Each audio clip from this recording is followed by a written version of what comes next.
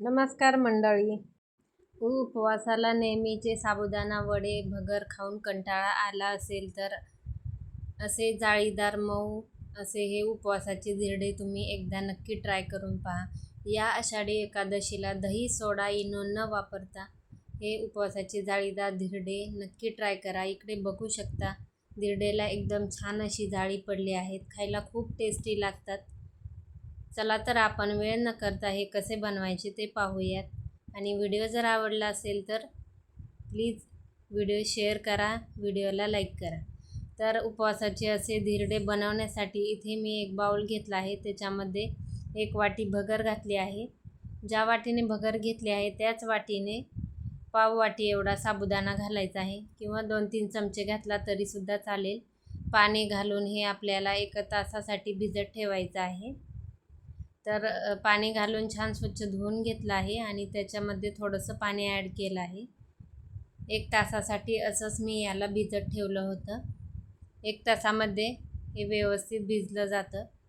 नंतर आता एक मिक्सरचं भांडं घ्यायचं आहे आणि याच्यामध्ये हे भिजवलेलं भगर साबुदाणा आपल्याला बारीक करून घ्यायचं आहे. नंतर इथे एक कच्चा बटाटा कट करून घालायचा आहे या भगर साबुदाण्यामध्ये. नंतर 1 इंच आलं आणि थोडेसे भाजलेले शेंगदाणे घातले आहेत आणि चवीपुरतं मीठ घालायचं आहे. आणि लागेल तसं पाणी घालून याचं पातळ असं आपल्याला बॅटर बनवून घ्यायचं आहे. तर इथे मी थोडंसं पाणी घातलं आहे आणि मिक्सरला याची प्युरी बनवून घेतली आहे. हे बॅटर आता मी बाउलमध्ये काढून घेतलेलं आहे. तर या स्टेजला बघू शकता थोडीशी जाळी या बॅटरला आलेली आहे. दही सोडा इनो त्यामुळे अजिबात घालायची गरज नाही. थोडंसं पाणी घालून कन्सिस्टन्सी या पद्धतीने आपल्याला ॲडजस्ट करून घ्यायची आहे. नंतर धिरडे बनवण्यासाठी तवा गरम झाल्यावर त्याच्यावरती तूप किंवा तेल घालायचं आहे आणि अशा पद्धतीने पसरवून घ्यायचं आहे. वरूनसुद्धा थोडंसं तूप किंवा तेल सोडायचं आहे आणि खालची साईड व्यवस्थित अशी भाजून घ्यायची आहे आणि नंतर आपल्याला हे पलटी करून घ्यायचं आहे. तर बघू शकता इथे छान जाळी याला पडलेली आहे. अजिबात कोणतीही पूर्वतयारी करायची गरज नाही आणि साबुदाणासुद्धा भिजत घालायची गरज नाही. झटपट हे उपवासाचे धिरडे बनवून तयार होतात आणि खायला तर खूपच टेस्टी लागतात.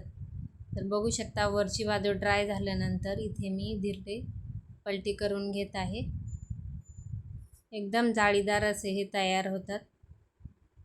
बघू शकता रंगसुद्धा छान आलेला आहे. दोन्ही साईडनी छान असं हे भाजून घेतलेलं आहे. आता आपण हे काढून घेऊया आणि असंच आणखी एक मी इथे तुम्हाला बनवून दाखवते. थोडंसं तेल तव्यावरती ग्रीस करायचं आणि हे धिरड्याचं बॅटर या पद्धतीने पसरवून घ्यायचं आहे. तर कोणालाही सहज बनवता येईल एवढे हे सोपे आहेत. इन्स्टंट असे हे बनवून तयार होतात. उपवासाला साबुदाणा भगर भिजवायचं लक्षात नसेल तर झटपट अशा पद्धतीने तुम्ही हे बनवू शकता. तर इकडे मी सर्व बनवून घेतले आहेत. बघू शकता एकदम मऊसूत असे हे धिरडे झालेले आहेत. तर या आषाढी एकादशीला तुम्हीसुद्धा असे हे नक्की ट्राय करा. दही किंवा उपवासाच्या कुठल्याही चटणीसोबत हे खायला छान लागतात. व्हिडिओ जर आवडला असेल तर प्लीज एक लाईक नक्की करा. व्हिडिओ जास्तीत जास्त शेअर करा आणि चॅनेलला जर तुम्ही अजून पण सबस्क्राईब केलं नसेल तर प्लीज सबस्क्राईब करा. भेटूया अशाच एका नवीन व्हिडिओसोबत.